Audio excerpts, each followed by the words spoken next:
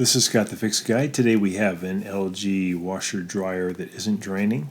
So we got all the water left. We can hear the motor fire up, but the water is not draining. So we're going to be replacing the pump. These pumps are really inexpensive, usually like $20 to $30. This one's from Amazon, and this will work great. They're really inexpensive. Unfortunately, they don't tend to last very long. So you may have to replace this a couple of times in the lifespan of your washer dryer. So what I'm going to do is unplug it, and then I'm going to lean it back against the wall to about 45 degrees. This will help take some of the water away from the pump, and also makes it a little bit easier to get to the pump from underneath. You can get to it by taking off the front panel, and this is maybe a little faster way of getting into it. So I'm taking off this panel here at the bottom that covers the coin trap. I'm going to take out 2 Phillips head screws that are holding in this plastic plate, and then I'm going to pull the plate off, and that's going to expose a couple of Phillips head screws that are holding the pump assembly to the frame that I have to unloosen. It's actually a pretty fast procedure. So pull that out, and then you'll notice there's 2 Phillips head screws here. Some of these models have the pump assembly held in by bolts that are a little bit harder to get to, but a lot of them have these Phillips head screws on the front you can just pull out. Now I'm underneath the machine. It'd be good to put something underneath to help hold it up, maybe some bricks. I'm going to undo a couple things.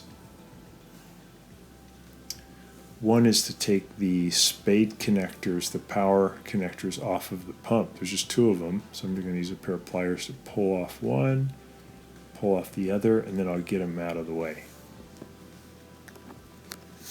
And then there's just a couple of hoses that we have to pull off. There's a gray one at the top that brings water out of the dishwasher, and we're going to take that off that spring clamp with a pair of pliers. We're going to depress the spring clamp, and then we'll lift it up by about 1 inch to get it off of the rubber green boot that's holding it to the pump.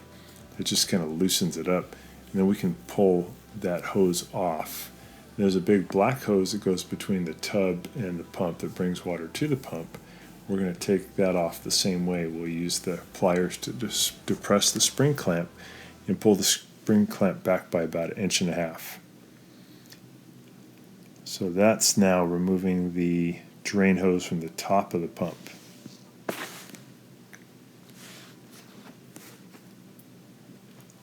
Got that one.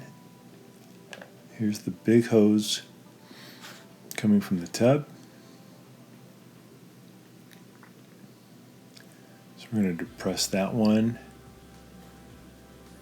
and then I'm going to pull it toward me by about 1.5 inches, 2 inches, and then I can just pull that tube right off. Because you have it leaned back away from the wall, there shouldn't be any water in there. Here is the new pump that we're going to be putting in. So we can tell that it is spinning correctly. It's kind of a ratcheted feel. It spins and then it has resistance, and it spins, has resistance. So that's the brand new one.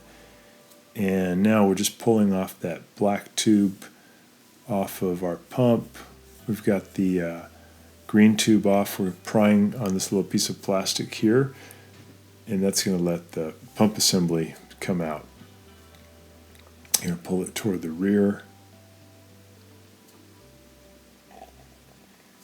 And there we go. There's the whole pump assembly. And get that out. We can work on it. I'm going to take this little protective cover off, and then we're going to take out these 3 Phillips head screws, and these are holding the motor to the drain assembly. So once you get those out, you can just take that motor right off. Try to remember which holes they came out of, because you're going to use the same holes when you put the new one on.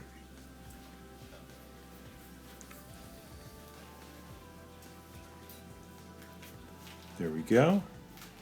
Pull that off. And there's the problem right there. The impeller, the plastic impeller, has fallen off the motor shaft. Usually these come loose, but they're still kind of there. This one's actually fallen off.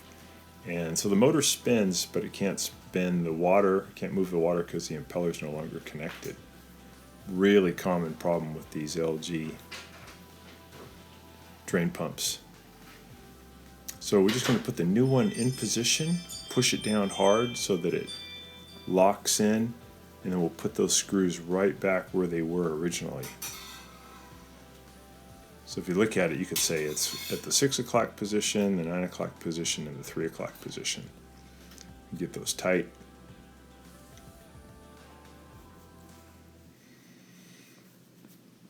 Just confirm they're on there good, so there's no gap. And then we're going to put this little protective cover back on. It has some plastic protrusions that fit into the plastic shield, and that's just to help keep water that may leak down off of those electrical connectors, off of the motor. So we're going to open up the coin trap, make sure there's nothing caught in there before we do the final reassembly.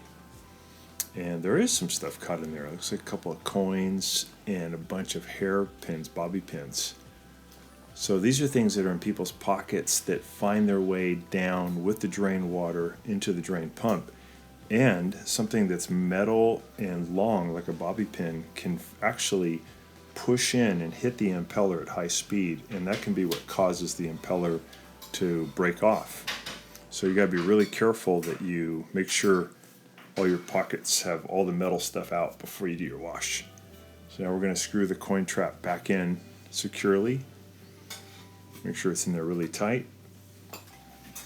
And then we can put the whole drain assembly back into the washing machine.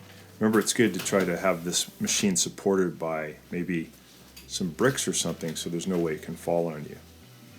So we're going to push it forward, and prior to that we'll feed that little drain tube back through this hole, and then we're going to have this drain assembly fit into that groove there at the bottom. We're going to push it forward into the opening. There we go.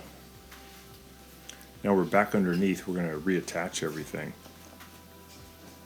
So we're putting the drain hose on first. That's the one with the green rubber boot. It's a gray hose. Put that onto the drain, and then we'll use our pliers to compress the spring clamp. We'll get that down tightly over that green rubber boot so that hose is on there tight. Take the black tube, same thing, we'll put that back over the drain assembly, and then we're going to use the pliers to compress the spring clamp, and we're going to make sure that that spring clamp is pushed away from us, really down there tight over the body of the drain assembly, so that there's no way that that black tube can come off. There's no way that it's loose, so we want to get it on there nice and tight. And then we're almost done. We have to put our power connectors back on the 2 electric wires, and then we have to put some more screws back in to hold it. So we're putting the 2 Phillips head screws in the front, and these are holding that drain assembly solid so it can't move. There's 2 Phillips head screws.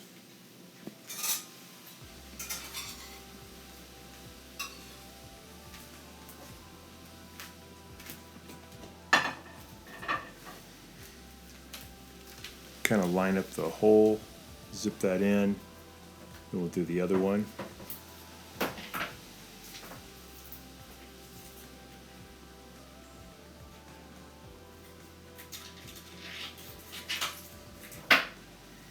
There we go. We're going to put the plastic case back on, put it through that hole, push it until it clicks, and then we'll add 2 Phillips head screws that hold that in.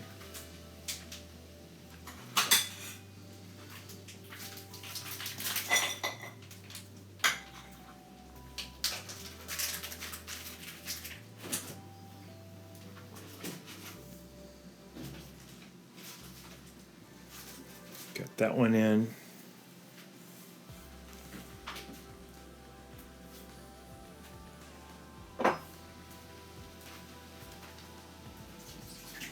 There's the next one. We're going to put the door back on, we'll just get this tube out of the way, get it secured. I'm going to just push that door in, hinge it in, and lock it.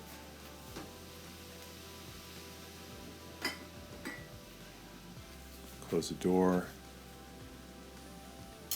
Putting the power connectors back on. You can do this with your fingers. You can use pliers. And these are just spade terminals, easy to push on, and then you're ready. It's all set to drain. Hope that's been helpful to you and you get your machine going. Thanks so much for watching, and please subscribe.